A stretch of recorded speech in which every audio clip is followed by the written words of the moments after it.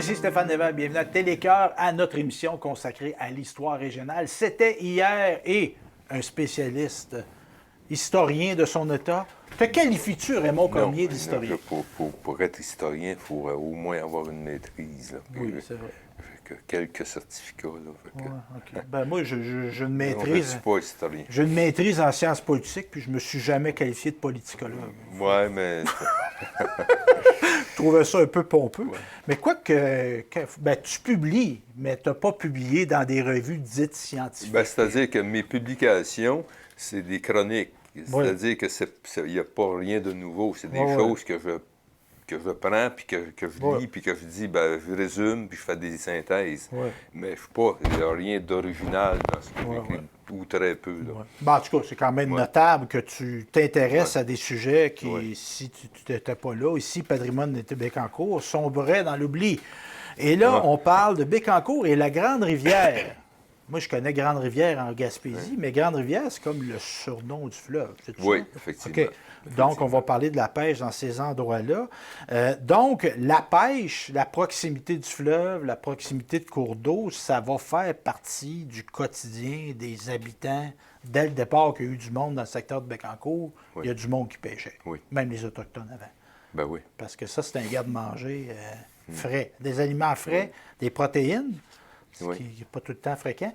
On va parler de pêche, mais la chasse, c'était-tu quelque chose de présent aussi sur le territoire, les premiers colons? Ben, j'imagine qu'il doit y avoir la petite chasse, mais ça n'a pas été long que j'ai l'impression qu'il y a de plus en plus au sud d'un canton là, ou au nord. Parce que la densité de population, dès le début de la colonie, on va s'installer dans le fond à proximité du fleuve. Fait que plus qu'il y a de monde, moins que les animaux sauvages se tendent. Mais il y avait le canard, le loutarde, ça a toujours été sur le bord du fleuve. Puis des poissons, évidemment. Question, on a-tu eu des rivières à saumon chez nous? Non. Oui, c'est vrai. La rivière Bécancour a déjà été, apparemment, qu'il y a déjà eu des saumons. Ce qu'on m'a déjà dit, moi, c'est que j'ai eu du saumon. Ben, dans à peu près toutes les rivières attenantes au fleuve, il y a eu du saumon. Il y en avait dans la rivière Nicolet, mais la surpêche, parce que c'est bon du saumon. On trouve ça bon, mais ils trouvaient ça bon il y a 200 ans aussi. Puis dans le cas de la rivière Bécancour, il y a eu le Black Lake, le lac Noir, qui ont vidé pour faire l'exploration d'amiante. Pendant 3 ans, moi, ce que je me suis fait dire, c'est qu'il y a eu comme la rivière était noire. Ils ont vidé complètement le lac. Puis là, il y a tous les sédiments du lac et tout ça. Ça a ensablé la rivière. C'est ça. On avait moins de considération pour l'environnement à l'époque. On a payé le prix aussi. Donc, on parle du fleuve, lac Saint-Paul, c'était une place pour pêcher, rivière Gentilly, rivière Bécancour, rivière Godefroy et Marguerite, je ne la connais pas, celle-là. C'est la petite rivière à l'ouest du Godefroy. OK. Donc, une petite rivière là, donc des lieux propices. Évidemment, bon, on va pêcher pour se nourrir sa famille. Est-ce que tu as connaissance de gens qui vont commercer? Ça va-tu être plus tard, après? C'était pas au début de la colonie. On avait-tu des vendeurs de poissons? Non? Ben, à mon avis, je ne penserais pas, là, mais... Et c'est une ressource qui est disponible, mais c'est même dans notre passé catholique, c'était important, le poisson. Pourquoi c'était important, le poisson? Le vendredi maigre. Donc, c'était pas une viande grasse, donc il fallait manger du poisson. Maigre et jeune. C'est ça.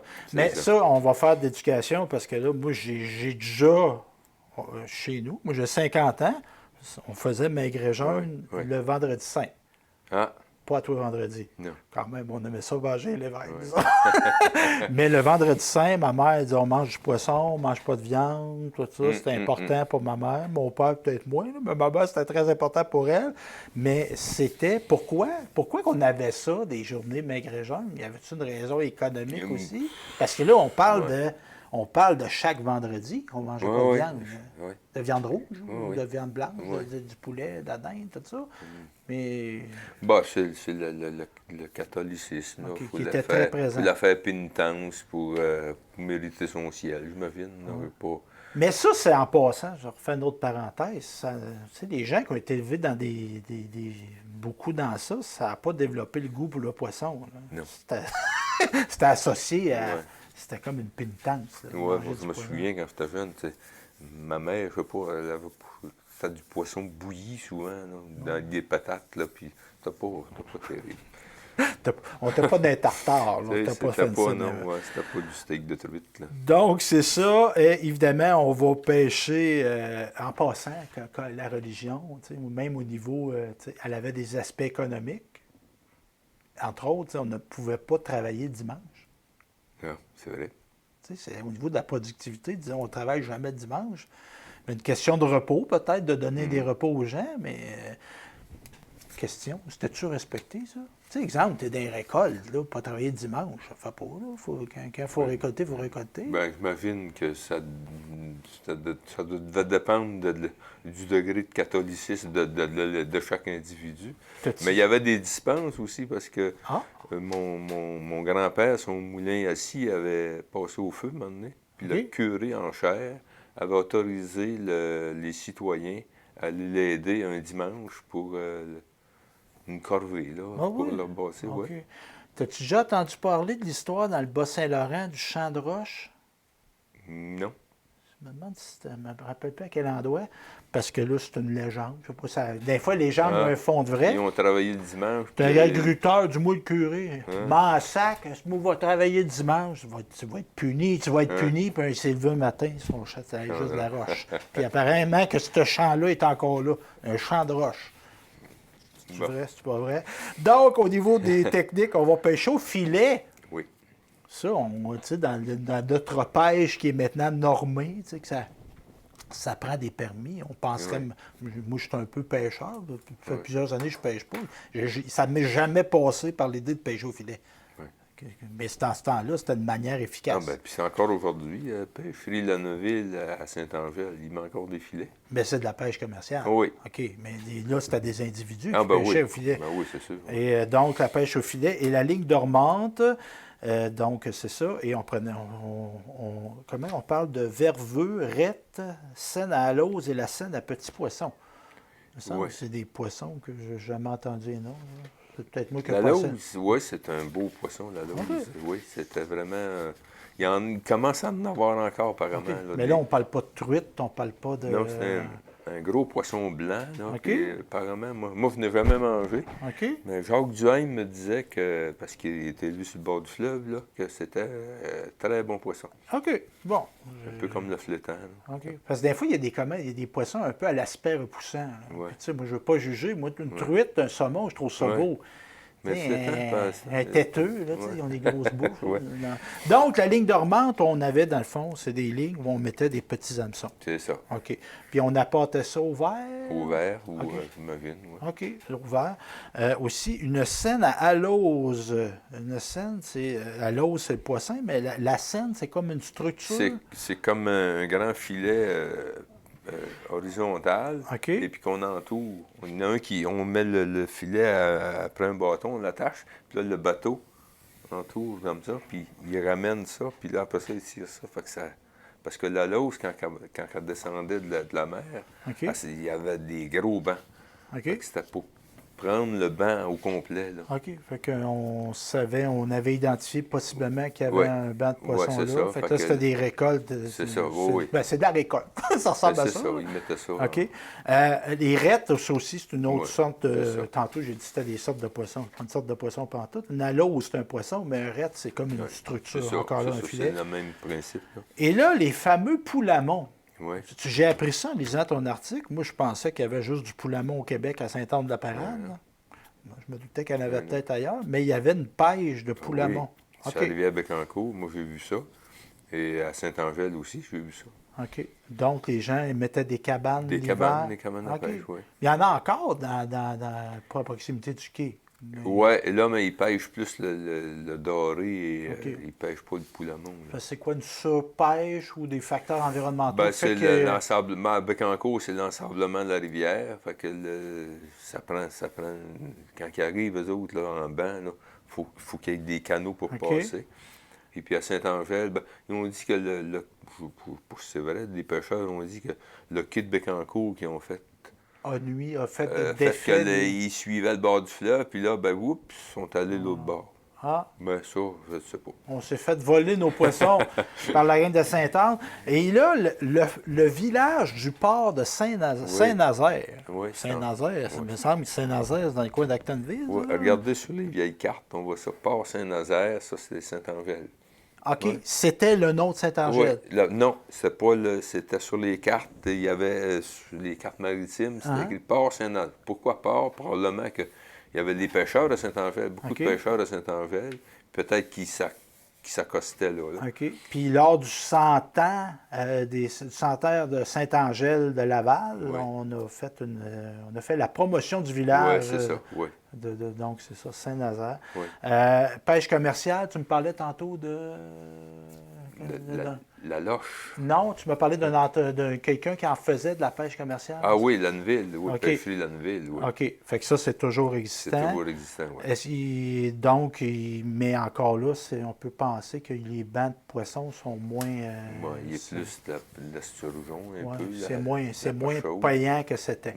On va rester dans le domaine animal, Raymond. On va parler... animal, un poisson, c'est un animal. En tout cas, le monde vivant. Le monde vivant, c'est bien dit. On va parler du cheval canadien. Tu avais fait dans Patrimoine de Bécancour un dossier assez important et tu avais eu de l'aide au niveau de la recherche de Rita Bergeron, qui n'est plus de ce monde. Mais saluons-les.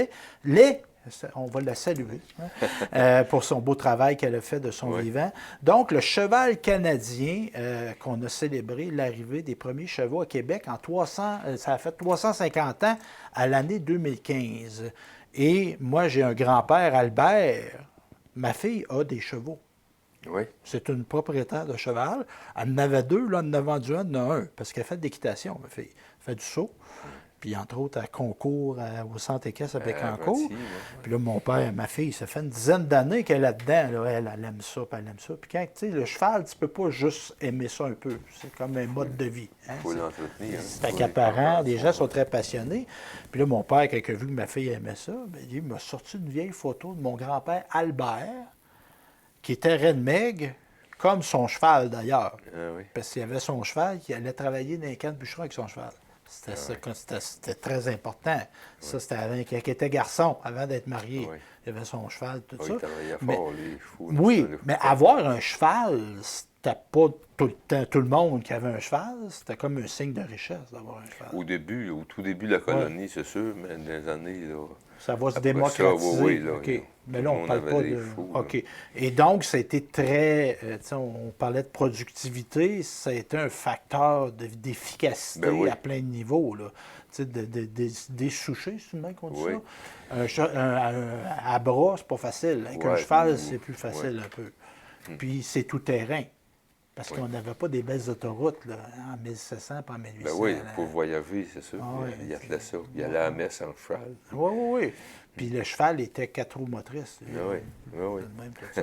Donc, 350 ans, pourquoi tu as voulu t'intéresser à ce cheval canadien? Ben, c'est que il y a une famille à Bécancour, la famille Bernier, qui ont été d'importants éleveurs de chevaux canadiens, même qui ont été nommés là, pour l'amélioration de la race du cheval canadien. Donc, il y avait à Sainte-Anne-de-Pocatière, je pense, il y avait un institut agricole, et puis il y avait les chevaux des Berniers avaient été donnés pour la semence parce qu'ils disaient qu'il y avait des beaux chevaux. Donc, et on avait un autre cultivateur de Bécancour, Joseph Hébert, qui était longtemps président de la Société du cheval canadien pour l'amélioration de la race canadienne. C'est comme tu as des sociétés d'éleveurs qui se réunissaient quelques fois par année avec une exposition pour déterminer lequel des shows, là, des Ah shows oui. de chevaux. Ben, j'ai été, puis, au moment où on se parle, là, c'est relativement récent, mais j'ai été à l'exposition agricole de Toronto avec ma fille, justement, pour aller voir des compétitions. C'est quelque chose. Ben oui. Les Et concours de jugement, puis tout, c'est très formel. C'est triste, on en a beaucoup perdu. Il y en a encore une, heureusement, à Merci de Bécancour, mais des expositions agricoles, il y en avait anciennement. Ben oui, il y en avait partout. C'était le rendez-vous. Oui. Là, c'était... C'est important parce que les plus beaux, ceux qui gagnaient des prix, ben, ils pouvaient servir de reproducteurs. Donc, ça améliorait la race. Donc, c'est un peu pour ça que j'avais écrit l'article. Puis comme je voulais parler des Berniers, mais j'avais fait un peu l'histoire. Bon, Jean Talon qui avait fait venir les premiers chevaux, puis tout ça. Là. Puis là, on rentrait ça, c'était pas des cargos qui venaient porter les chevaux. On parle de 12 à 14 chevaux par année qui venaient de France. Oui, c'était... Puis juste, on va faire une parenthèse avant de tomber au régime français. Le cheval canadien, on le reconnaît pourquoi? C'est un cheval qui est robuste? Robuste, trapu, adapté pour le climat. OK. Et écoute, tu parlais tantôt là, des chantiers, là, c'était effrayant. On voit ça des fois, des photos là, d'un cheval là, qui tire à peu près 50 gros bio, là, puis C'était pas des chevaux pour faire de la petite promenade fancy du dimanche. C'était des chevaux... mais il y avait des courses. Il y a eu des courses de chevaux. Il y avait des chevaux canadiens là, sur le fleuve l'hiver, là. Ça glace? Oui, ça partait de Trois-Rivières, de partout, pour venir faire des courses de chevaux sur la glace. Ouais. Hey, là, je ne pensais pas parler de ça. On fait une autre parenthèse. Vous me connaissez, je suis tout le temps de même, mais j'y referme tout le temps. Le sport équestre. Là, on a un centre équestre à Bécancour. On n'a pas de course en rond. Là. Mais ça, on a eu de la course. Oui. C'était où, là? Gentilly. À Gentilly, c'était où? Il y a eu un... Je n'ai jamais été, moi, mais je sais qu'il y avait... Je pense que c'était dans le 2, la rue des Milans. OK. Il y avait un rond de course, ça, oui. Puis il y avait des éleveurs. Moi, j'ai connu des gens, là, leur père... allait concourir là. Oui, c'était avec des gagures. Là, c'est sûr, beau cheval, Martin, il faut gager. Puis c'était-tu est-ce que ma fille va dire, papa, là, tu connais pas ça? Non, c'était avec des solquets, là. OK, avec un petit buggy en arrière. Comme à Trois-Rivières, on a l'hippodrome. Oui, c'était des solquets. Là. Parce que moi, j'ai vu ça à Saint-Grégoire. Oui. Sur le bord de la 55. Mais c'était des poneys. C'était comme un champ de pratique. Oui, un champ de pratique, mais il y a eu des courses de poneys aussi à Saint-Grégoire. Oui, ça a été important. Puis c'est-tu vrai qu'il y a eu de la course automobile aussi? Là? Oui. OK. Oui, sur où est située la Meunière acadienne, à peu près, là, dans ce coin-là. Il y avait un anneau, là, ça courait des... Oui. OK. Hein? Oui, le Saint-Grégoire, quelque chose. On sait-tu si nos Villeneuve ont couru là, Gilles? C'était des stock-cars. OK. Est-ce qu'ils ont... Je ne sais pas s'ils ont fait du stock-car, les Villeneuve. On sait pas. Donc, on revient à la Nouvelle-France. Ça rentre, ça, 12 à 14 chevaux par année. Fait que là, ça doit littéralement, entre guillemets, se battre. Ben, littéralement, entre guillemets. En tout cas, ça doit se battre pour les avoir, ces chevaux. Ben, c'est sûr. Au plus fort la poche. Ben oui. C'est sûr que c'était l'élite. Parce que les cultivateurs, à l'époque, c'était des bœufs qui prenaient pour tirer les charrues et tout ça. OK. Fait que là, après ça, ben, au fur et à mesure, ben, ils ont pu... Puis, pour assurer le développement du cheval, Jean Talon, c'est un brillant, ça. Oui. Il disait, moi, je vais vous... Quand il remettait un cheval à un habitant, ce dernier devait lui remettre un poulain dans les 3 ans. Fait que, il se créait tout ça. Oui. Donc, ils vont devenir des outils indispensables à tous les niveaux, les agriculteurs, pour bûcher, etc. Est-ce qu'on va utiliser des chevaux, pour exemple, des moulins? On voit ça des fois, tu sais, ça fait tourner une meule ou quelque chose de même. J'ai vu aussi des machines, c'est comme une roue, une roue sans fin, là, que le cheval, ça fait tourner la machine direct. OK. Puis, notre cheval canadien, donc, qui vient de la France, la conquête va avoir un impact négatif sur le cheval canadien. En quoi? Ben, je pense, j'ai écrit ça, ben, écoute, ça fait longtemps. Oui, mais on va favoriser l'exportation de d'autres espèces. Les Anglais, ils n'ont pas les mêmes relats, donc c'est ça. Je sais que j'avais lu quelque part que dans la guerre de sécession, il y avait beaucoup de chevaux canadiens qui avaient été envoyés dans les armées américaines.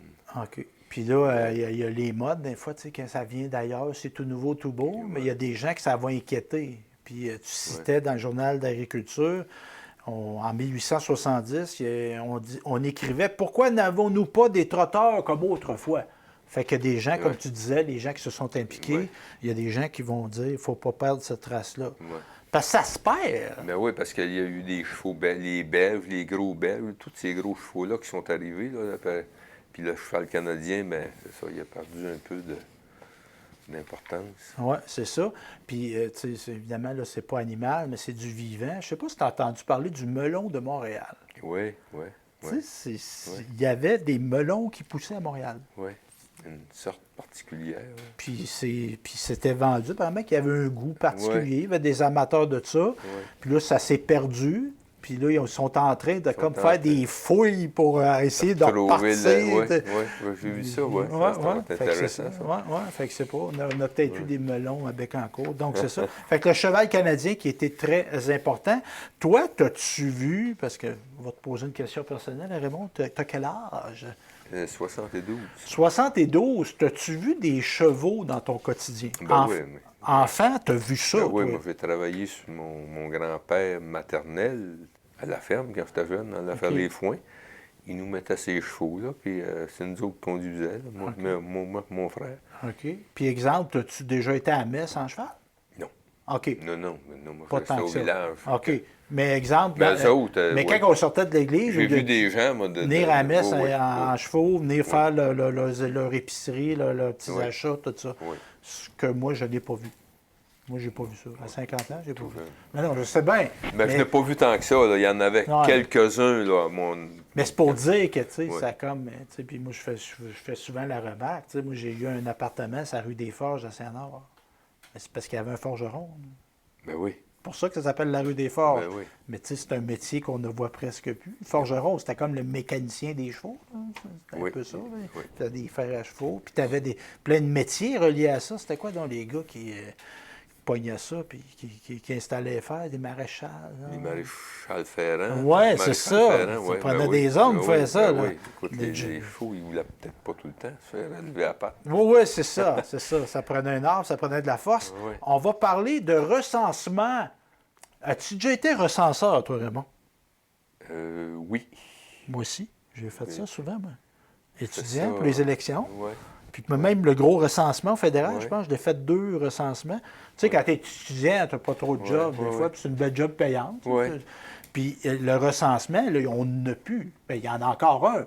Mais avant, il y a des gens passaient de maison en maison.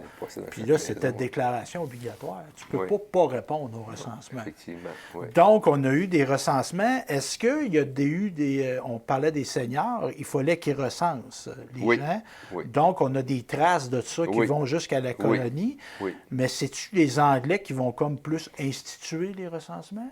Ou les recensements, comme on les connaît aujourd'hui, c'est à partir de la Confédération du Canada en 1870. Puis entre le seigneurial puis ça, est-ce qu'il va y avoir une vacance de recensement ou c'est religieux? Non, j'ai vu des recensements de 1860, 1860. Bien, il y avait un parlement, il y avait des gouverneurs, il y avait...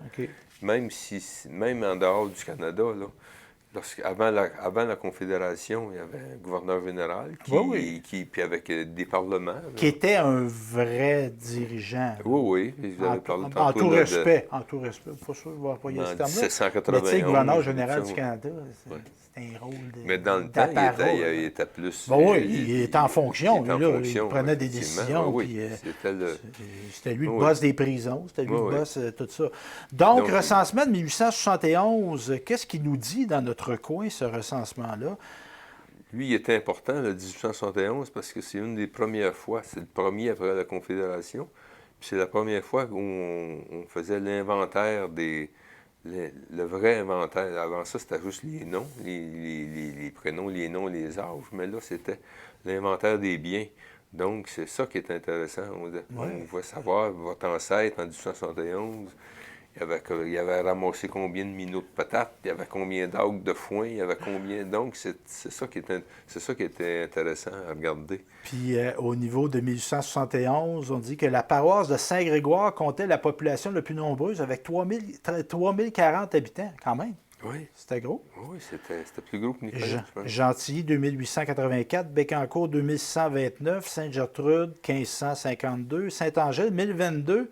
Et on avait une population totale de ce qui va devenir notre fusion de 1965. Dans le fond, 100 ans plus tard, il y avait moins de monde qu'en 1871. Ouais, parce qu'au total, on avait 11 127. On était à 7 000 en 1965. Et on avait une population qui était très jeune. On avait sur notre 11 000, 3 322 enfants d'11 ans et moins, quand même. C'est quelque chose. Ben oui, les familles étaient nombreuses. Des familles. Bien, une autre question. Moi, je suis dans le personnel, Raymond. Vous étiez combien d'enfants chez vous? 4. OK, 4. Fait que là, c'était... Ah non, moi, c'est avant. Là. Les grosses familles, c'est avant. Là. Parce que, comme moi, mon père, au moment où je te parle, il va avoir 80 ans à fin décembre. Ma mère a 77, va avoir 78. Mais ma mère, elle vient d'une famille de 22, 23. Puis mon père, c'est 10, 12 en masse. Là. Je pense que ma grand-mère, s'il était tout vivant, là, il aurait eu... parce qu'elle est morte. Parce que c'était la misère, ça, là. Il y avait 15 je pense, le taux de mortalité des parce bébés. que ma mère a été élevée, est née à Beaucanton, dans le nord de l'Abitibi. Puis ma grand-mère bûchée enceinte, là, puis l'alimentation, c'était pas facile. Des enfants morts-nés, ça arrivait assez souvent. Puis des accouchements. Ma mère, c'est littéralement son père qui l'a accouchée. Hein. Elle est née dans la maison chez eux. C'était la petite misère.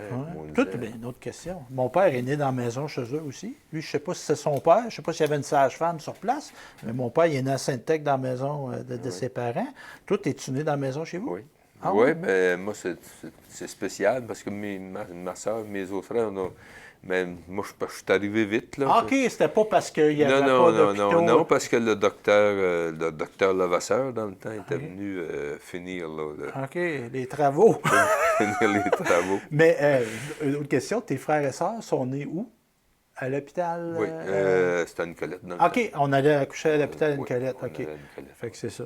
Donc, on parle de qu'est-ce qu'on produisait.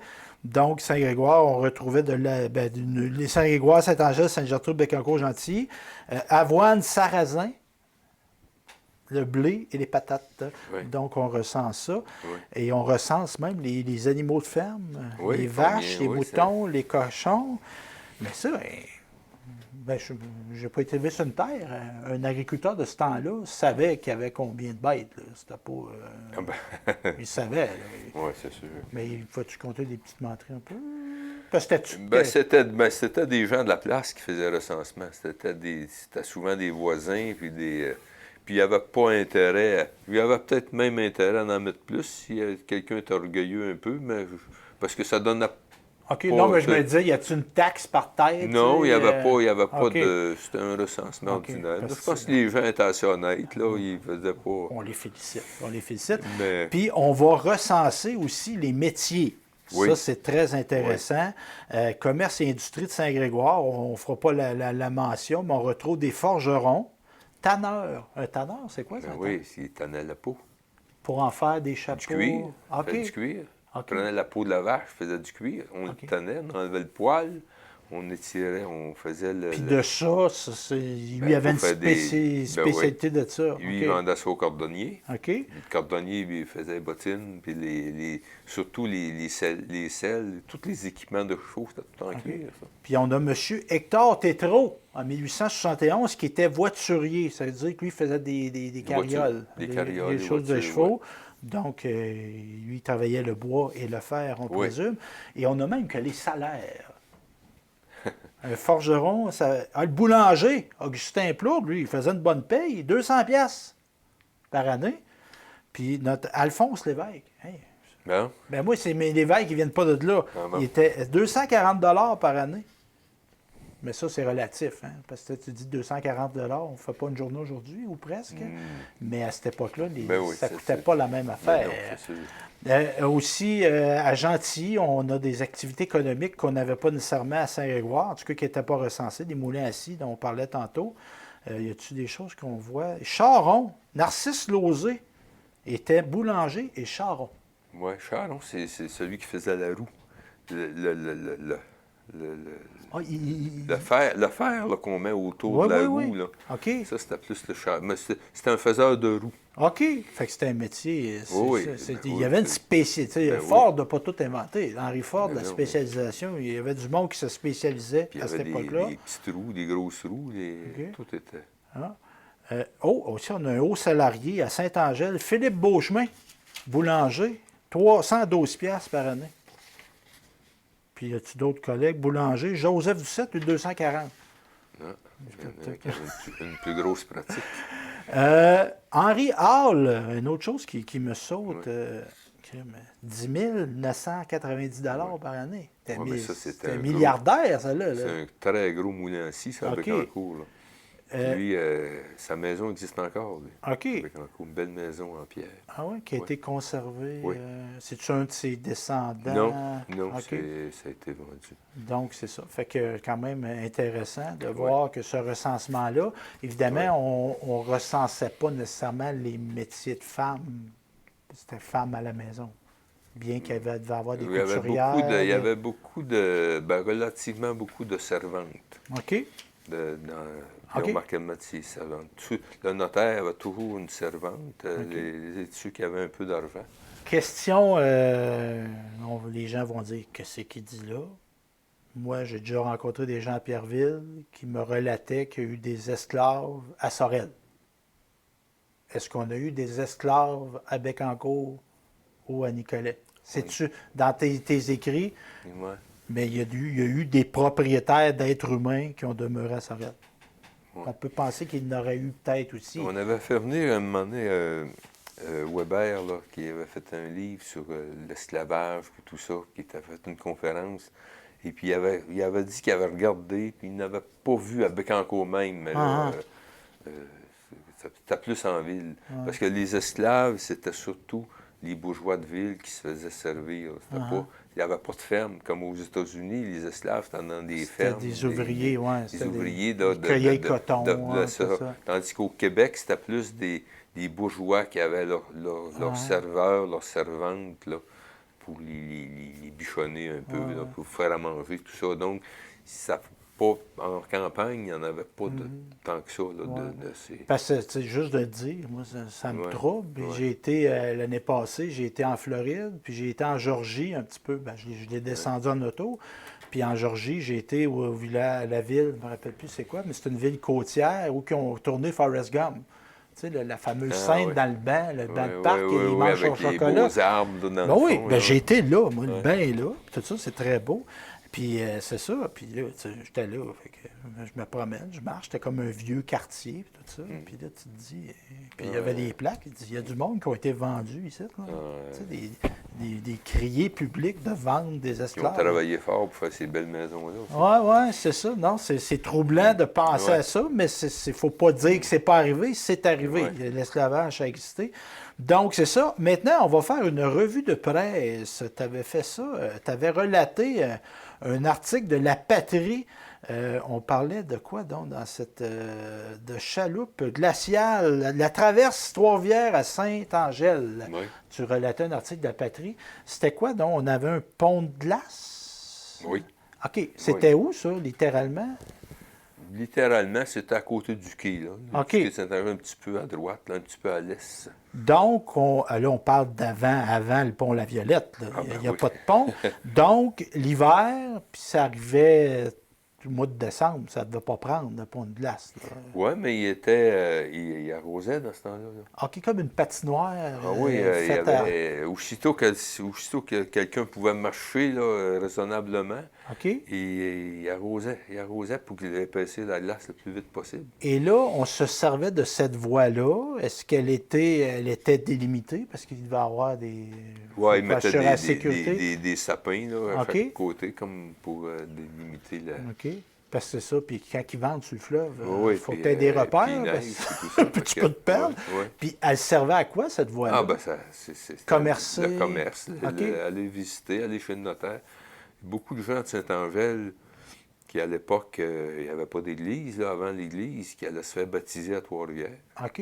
Fait que, qu'est-ce qu'on, des fois, on dit, on pense l'hiver, ça isole les gens, mais dans ce cas-là, c'était le contraire. C'était merveilleux. Le monde attendait après le pont de glace. OK. Il souhaitait que c'était une catastrophe quand le pont de glace n'était pas pris en janvier, parce qu'il y a des années où il n'y avait pas de pont de glace. Ça me fait penser, tu sais, l'aspect de sociabilité de ça. J'avais été, moi, donner de la formation dans les villages de la basse Côte-Nord. Tu sais, Blanc-Sablon, puis tu sais, la Tabatière, Natashquan, tout ça. Puis il me disait, puis moi, j'avais été d'une communauté autochtone à Pacoachipi. Ça s'appelait comme ça. Parce que sur la base Côte-Nord, tu as déjà été? Oui, bien, jusqu'à Natashquan. Oui, c'est ça. Fait que c'est ça, souvent, c'est un village autochtone, un village français, un village anglais. Puis c'est drôle de voir des anglophones avec le parler british. Moi, j'avais été dans des aéroports en passant, tu sais, l'aéroport de la Tabatière, là. Ton cabanon chez toi est peut-être plus grand que ça. Oui. Mais c'est drôle de voir des anglophones avec un accent britannique, être habillés en bottes, par chemise carottée. des hommes de pêche, des hommes de bois, là, tu sais, c'est ça. Puis c'est ça. Puis il me disait, l'Autochtone qui m'avait reçu à Pacoachipi, puis j'allais donner la formation là, il me disait, hey, c'est pas facile cet hiver, il fait pas assez froid. Fait que les villages étaient isolés parce qu'ils ne pouvaient pas circuler en motoneige, le village à l'autre. Sur les glaces. Oui. Fait que les petites rivières ne pognaient pas. Tu ne pouvais pas passer. Fait qu'ils disaient, on se côtoie moins là, dans les familles. On s'appelle, mais il y avait moins de socialisation. Donc, c'est ça. Là, on parle de circulation maritime qui était. Il arrêtait. Il n'y a pas de gros bateaux qui passaient parce que le gros bateau, il aurait fait le chemin. Là. OK. Fait que c'est ça. Ah, OK. Fait que, mais évidemment, on peut parler aussi qu'il y a eu un réchauffement qui ferait en sorte que ça pogne moins la glace que ça pognait. Oui, bien, c'est sûr. On t'a-tu relaté des accidents, des mauvais oui. J'ai vu des photos là, dans des musées McCord, un châle là, qui était dans l'eau, qui avait calé, là, parce qu'il y avait des gens qui n'étaient pas prudents, il y avait toujours des pressés, là. Les premiers qui voulaient passer. Ou des tardifs qui ne débarquaient pas. Des tardifs, fait que là, on voyait le châle là, qui était... Oh, il y a eu des morts, c'est sûr. Mais c'est comme les fameux avertissements de la garde côtière, c'est les gens qui ont des cabanes de pêche, à un moment donné. Ben non, moi je reste, pas à un moment donné. La cabane s'en va avec les glaces, quoi. Bien, merci Raymond Cormier encore de tes connaissances, du beau travail que tu as fait pour relater des histoires qui, comme je le mentionnais tantôt, si tu les relatais pas, peut-être qu'ils s'évanouiraient dans notre mémoire collective, parce que c'est important. Il n'y a pas de petite histoire. Non. Ça dit quelque chose, ça, de notre passé. Donc, merci Raymond Cormier. Bien, ça m'a fait plaisir.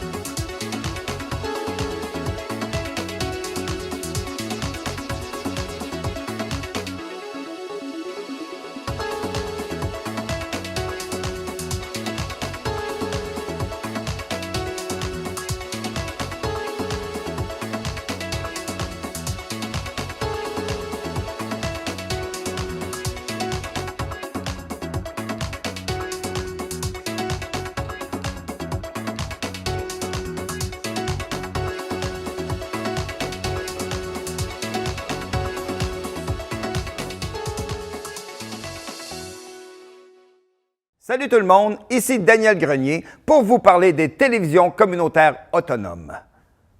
Pourquoi?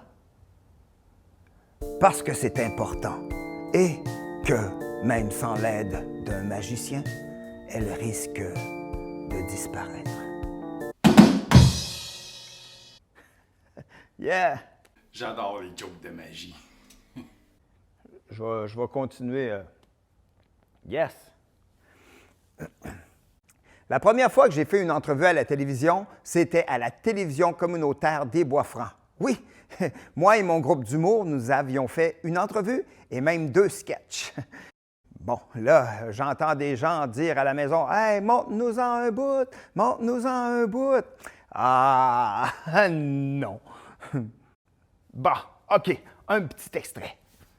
Wow. Là, ça va faire m'appeler la police, vous allez avoir une amende. Il y en a qui apportent des peanuts aussi! Avec des bonnes pistachios! Grâce à cette expérience, j'ai appris que faire de l'humour devant personne, ça rit moins. 42 télévisions, situées dans 15 régions administratives du Québec. Elles parlent des enjeux locaux et font rayonner les citoyens en leur donnant accès à un média accessible. Je la savais par cœur, celle-là. Ensemble, encourageons les télévisions communautaires autonomes.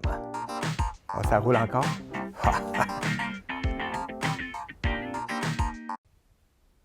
J'ose ma télé communautaire.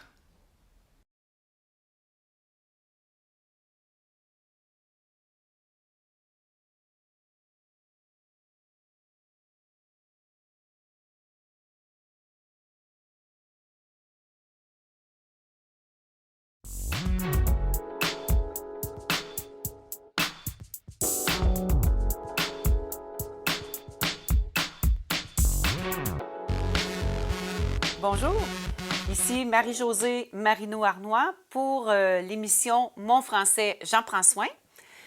Aujourd'hui, je vous parle de la capsule qui portera sur comment la phrase est structurée.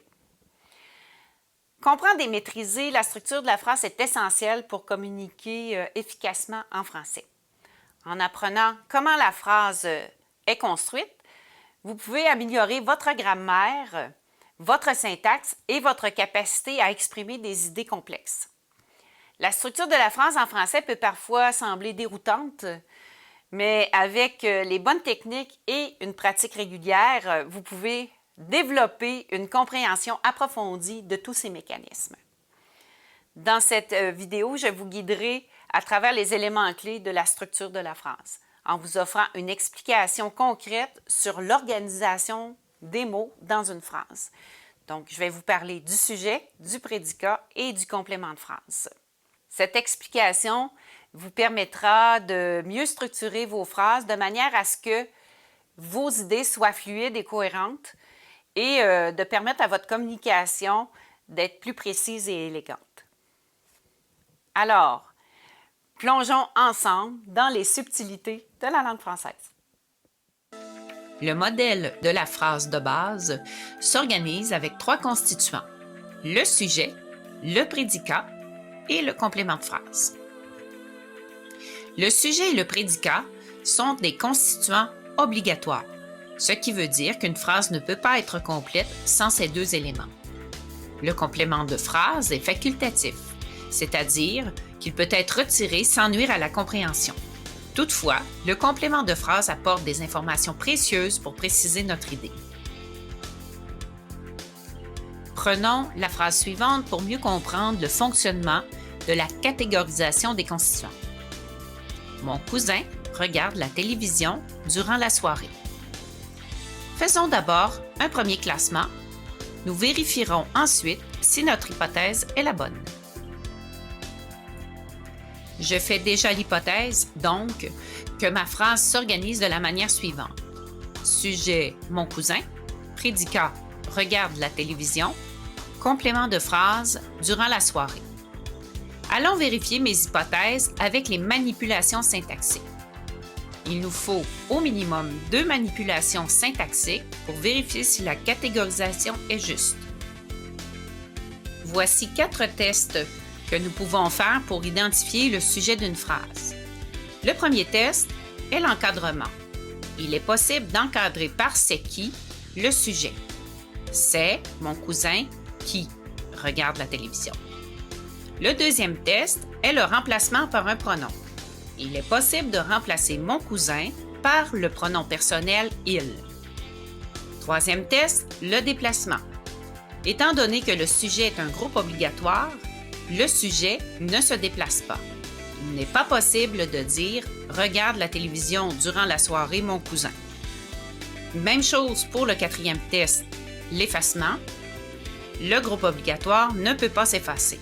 Je ne peux pas dire « regarde la télévision durant la soirée » simplement.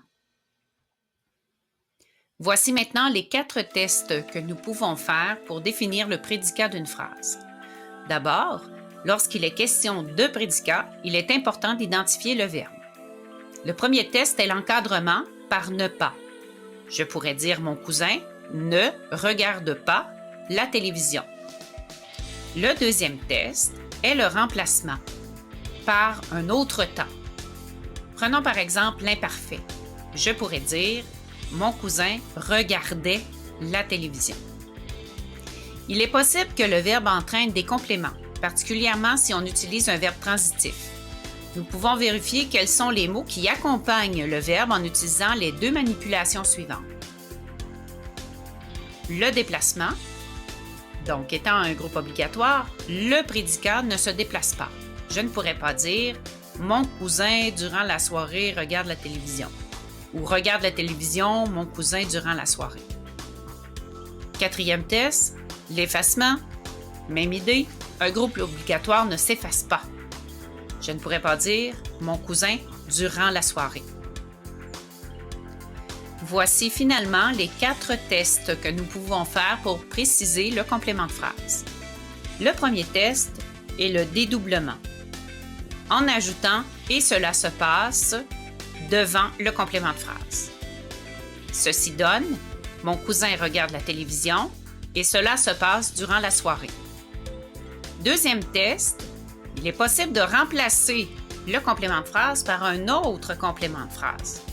Ici, nous avons un complément de phrase de temps. Nous pouvons le remplacer par un complément de phrase de lieu. Mon cousin regarde la télévision dans le salon. Troisième test, le déplacement.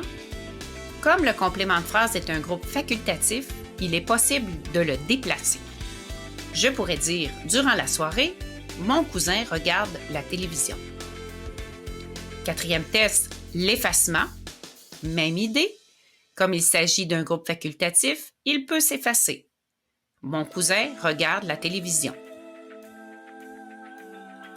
J'ai donc confirmé mes hypothèses du début. Mon cousin se classe dans le panier du sujet. Regarde la télévision se range dans le panier du prédicat. Durant la soirée, se dépose dans le panier du complément de phrase. Vous remarquerez que les 2 paniers des groupes obligatoires sont attachés par un ruban. C'est parce que ces 2 groupes sont interdépendants.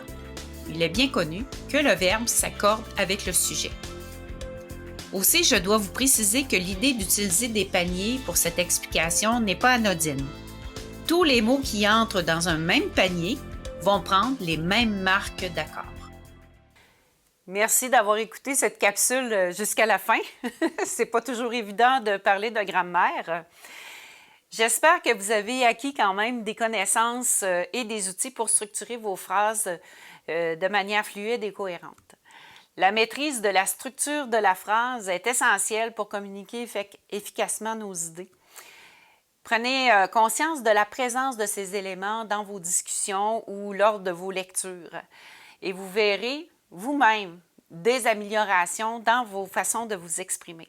Vous pouvez aussi porter attention à comment les auteurs s'expriment et comment ils sont capables de communiquer des idées assez complexes. Je vous dis à bientôt et vous souhaite de belles explorations au niveau de la phrase.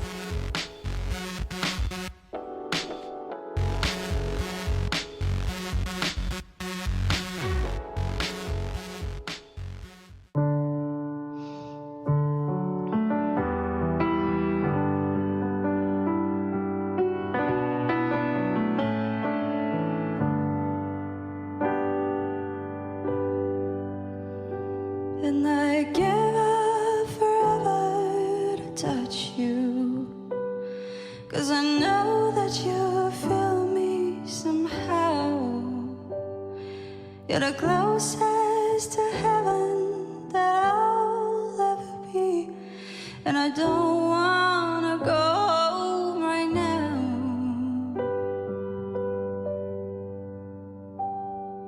And all I can taste is this moment.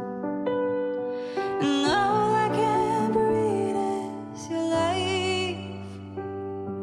And sooner or later it's over. I just don't wanna go home right now. And I don't want the world to see me. 'Cause I don't think they'll understand when everything's made to be broken. I just want you to know who I am. I just want you to know who I am. And you can't fight the tears that ain't coming, or the moment of truth in your lies, where everything feels like movies. Yeah, you bleed just to know you're alive. And I don't want the world to see me, 'cause I don't think that they'll understand when everything's made to be broken. I just want you to know who I am. I just want you to know who I am.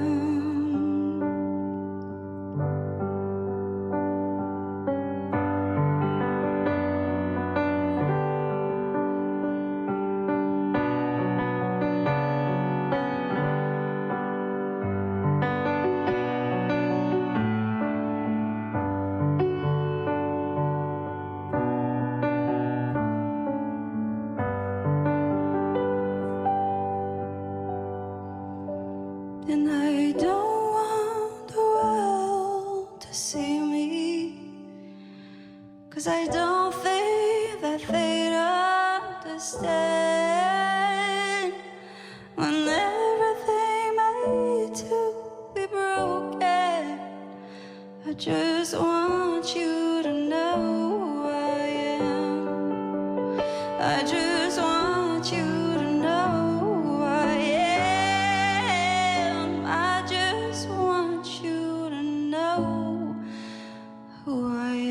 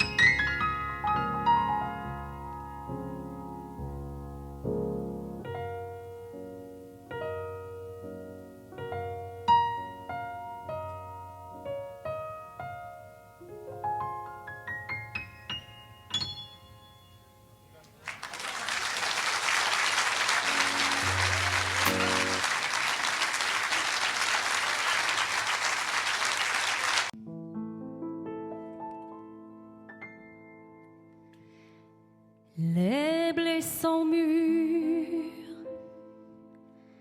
et la terre est mouillée.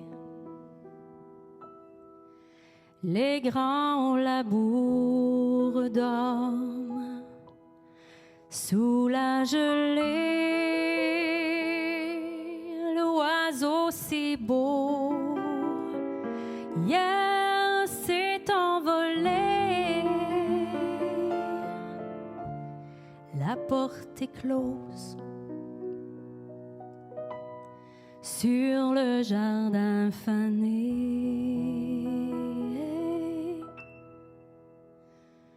Comme un vieux râteau oublié, sous la neige je vais hiverner. Photos d'enfants qui courent dans les champs seront mes seules joies pour passer le temps. Mes cabanes d'oiseaux sont vidées.